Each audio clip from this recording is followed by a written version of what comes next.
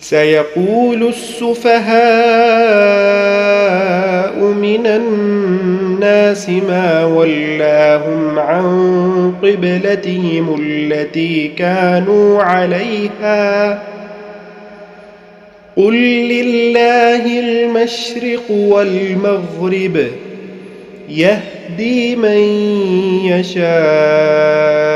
إلى صراط مستقيم وكذلك جعلناكم أمة وسطا لتكونوا شهداء على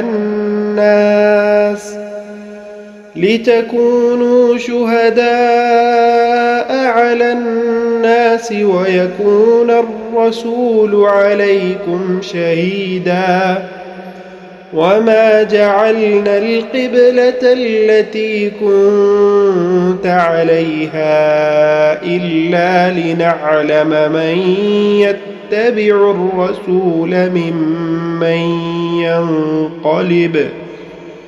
ممن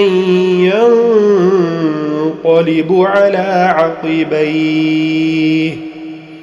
وإن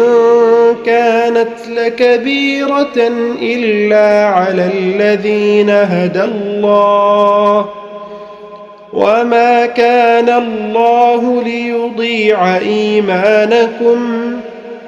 إن الله بالناس لرءوف رحيم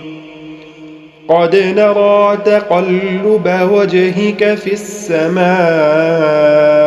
فلنولينك قبلة ترضاها فول وجهك شطر المسجد الحرام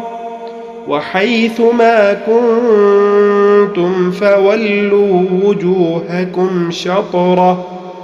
وإن الذين أوتوا الكتاب ليعلمون أنه الحق من ربهم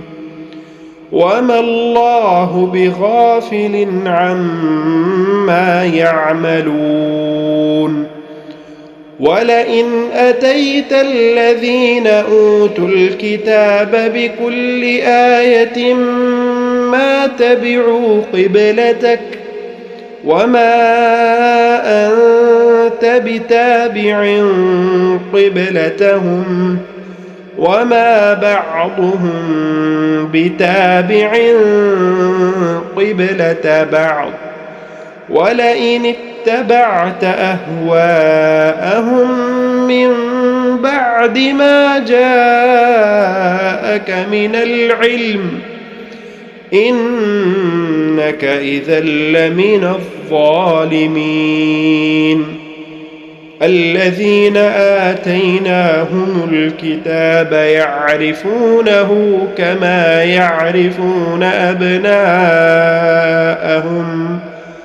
وإن فريقا منهم ليكتمون الحق وهم يعلمون الحق